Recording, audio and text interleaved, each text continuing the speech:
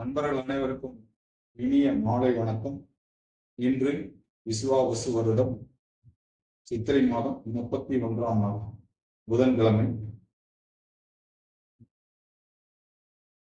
இன்று குரு பயிற்சி நிகழவிருக்கிறது. திருக்கணித பஞ்சாங்கத்தின்படி இன்று இரவு 10:36 குருவானவர் ரிஷப ராசியிலிருந்து மிதுன ராசிக்கு பயிற்சியாகிறார். இந்த பயிற்சியின் மூலம்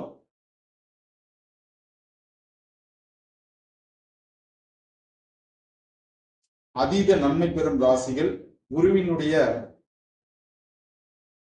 5, 7, 9ஆம் பார்வை விழக்கூடிய ராசிகள் துலா ராசிக்காரர்களுக்கு 5ஆம் பார்வையாகவும், தனுசு ராசிக்காரர்களுக்கு 7ஆம் பார்வையாகவும், கும்பராசிக்காரர்களுக்கு 9ஆம் பார்வையாகவும் பார்வையின் மூலம் அதீத நற்பலன்களை இந்த குருவானவர் மிதுன ராசியிலிருந்து செய்யவிருக்கிறார்.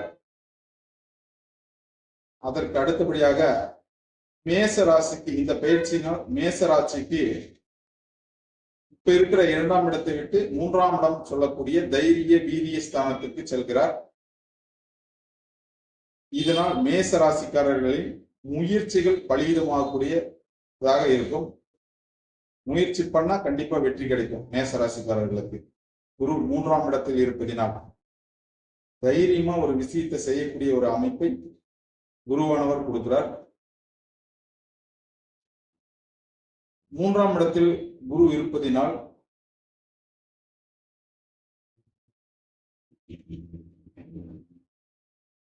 பயணங்கள் தொடர்பான தொழில் செய்பவர்களுக்கும், கம்யூனிகேஷன் சார்ந்த தொழில் புரிவர்களுக்கும், தகவல் தொடர்பு மூலமான வருமானம் கம்யூனிகேஷன் ஃபீல்டில் இருக்கிறவங்களுக்கு, கம்ப்யூட்டர் ஃபீல்டர்களுக்கும், சாப்ட்வேர் ஃபீல்டர்களுக்கு நிச்சயமா ஒரு மாற்றங்களை தர குரு இருக்கிறார். ரிஷபராசியை பொறுத்தவரையிலும் ஜென்மத்தில் இருந்து 2ஆம் இடம் என்னும் தனஸ்தானத்திற்கு அவர் செல்கிறார். தனம், குடும்பம், வாக்குஸ்தானம் நீங்களுடைய ரிஷபராசிக்காரர்களுடைய பொருளாதார நிலை மேம்பட போகிறது. அதே போல அவர்களுடைய குடும்பத்தில் மதிக்கப்படுவார்கள். இவ்வளவு நாள் இருந்த நிலை மாறி அவர்கள் குடும்பத்தினுடைய மதிப்பு மரியாதை கூடும் நாளாகவோ கூடுவதாகவும் இது இருக்கும். அதே போல அவருடைய வாக்குகள் பலிதமாகக்கூடிய நிலை, சொன்ன சொல்ல காப்பாற்றக்கூடிய ஒரு நிலையை இந்த குருவானவர் கொடுப்பார். பொருளாதார நிலை, குடும்பம் மற்றும் வாக்கு இந்த 3 நிலைகளிலேயும் மாற்றங்களை கொடுக்க இருக்கிறார் ரிஷபராசிக்காரர்களை பொறுத்தவரை. மிதுன ராசிக்காரர்களுக்கு ஜென்ம குருவாக ராசிக்குள் குரு இருக்கிறார். அவர்களுடைய எண்ணங்கள் தூய்மை ஆகக்கூடிய ஒரு நிலை. அவர்கள் இவ்வளவு நாள் எப்படி இருக்கிறாங்களோ தெரியாது. குரு உள்ள வந்தோடனே தூய்மை, ஒரு பிரகஸ்பதி உள்ள இருக்கிற ஒரு தெளிவு கிடைக்கும். அன்பு, கருணை, தர்ம குணம் அவர்களுக்கு மேலோங்கமாக கண்டிப்பா இருக்கும். தர்ம சிந்தனையும் எந்தவித ஒரு சாந்த குணம் அவர்களுக்கு கிடைக்கக்கூடியதாக குரு இருக்கிற இடத்துல, குரு இருக்கிற நாள் வரைக்குமே இவர்கள் சுயநலவாதிகளாக இருக்க மாட்டாங்க. சுயநலவாதிகளா பொதுவா பொது நலத்திற்கு அடுத்தவங்களுக்கு உதவி பண்றது, அடுத்தவங்களுக்கு உதவி மிதுன ராசிக்காரர்களுக்கு இது அமைய போகிறது. கடகராசியை பொறுத்தவரை 12ஆம் இடம் சொல்லக்கூடிய அயன சைன போகஸ்தானம் அப்படின்னு சொல்லக்கூடிய இடம் விரயஸ்தானம் சொல்லுவாங்க. பொதுவா விரயம் மட்டும் இல்ல, ஏதோ ஒரு சுப விரயமா குருவா இருக்கிறதுனால ஏதோ சுப விரயம் நடக்கக்கூடிய ஒரு அமைப்பாக கடகராசிக்காரர்களுக்கு நன்மைகளை தரவிருக்கிறார். அதே போல சிம்ம ராசிக்காரர்களுக்கு 11ஆம் இடம் சொல்லக்கூடிய லாப ஆதாய ஸ்தானத்துல இருப்பதினால் சீட்டு நாட்டு பொதுவா சேமிப்பு, இவர்களுடைய சேமிப்பு உயர்வதற்கும், சீட்டு நாட்டின் மூலமான ஒரு வருமானம் வருவதற்கும், ஷேர்கள் பங்குதாரர்களுடைய வருமானம் வருவதற்கும், லாபம் எந்த ஒரு விஷயத்திலும் லாபம் கிடைக்கக்கூடிய இவர்களுடைய விருப்பங்கள், அதாவது ஆசைகள் நிறைவேறக்கூடிய ஒரு இடமாக குரு அமர்ந்திருக்கிறார். சிம்மராசிகளுக்கு அதீத நன்மைகளை செய்ய வருவராகவும் இருக்கிறார். கன்னிராசியை பொறுத்தவரையில் கன்னிராசிக்கு 10ஆம் இடம் என்னும் தொழில் ஸ்தானத்துக்கு தொழில் மாற்றங்களை தரக்கூடியவராக கன்னிராசிக்கு இருக்கிறார். அதே போல மதிப்பு, மரியாதை, கௌரவம் இது சார்ந்த விஷயங்கள்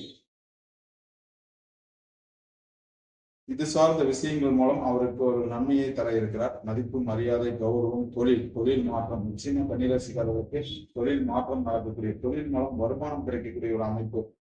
வந்து குரு 10ல இருந்தா பதவி பறிபோகுங்கிறதெல்லாம் சும்மா, எல்லாருக்கும் அப்படி ஆகாதுன்னு. நிச்சயமா கன்னிராசிக்காரர்களுக்கு 10ஆம் இடத்துல குரு நிறைய நன்மைகளை செய்ய காத்திருக்கிறார். கண்டிப்பா நல்லதே நடக்கும். துலாம் ராசியை பொறுத்தவரையில் குருவினுடைய 5ஆம் பார்வையை வருகிறார். 9ஆம் இடத்தில் இருந்து கொண்டு 5ஆம் பார்வையாக துலா ராசி இருக்கிறார்.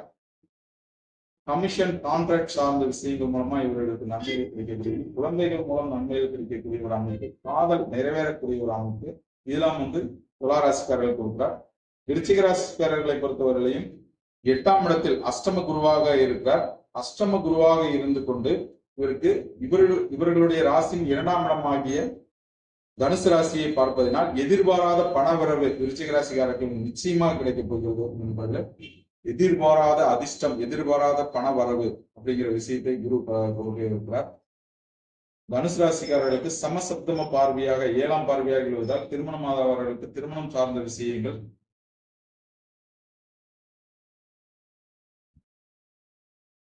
சுய தொழில் சார்ந்த, இவ்வளவு நாளா நான் வேலைக்கே போயிட்டுக்கிறேங்க, ஒரு சுய தொழில் வைக்கணும் அப்படிங்கிறவங்களுக்கு சுய தொழில் அமையக்கூடிய ஒரு வாய்ப்பையும் குரு தருகிறார் நண்பர்களே. பொதுவாக குருவினுடைய சமசப்தம 7ஆம் பார்வை கூட்டாளிகள் மூலமா, கூட்டு தொழில் மூலமா வருமானம், சுய தொழில் மூலமா வருமானம், மனைவியின் மூலமா வருவார், வாழ்க்கை துணை சார்ந்த விஷயங்கள், இவெல்லாம் கல்யாணம் ஆவாதங்கள் கல்யாணம் ஆகிறது, வாழ்க்கை துணைக்கு ஒரு வருமானம் கிடைக்கிறது, கூட்டு தொழில் மூலமா வருமானம் கிடைக்குது, ஆதாயம் கிடைக்குது, இதெல்லாமே தர இருக்கிறார் தனுசு ராசிக்கு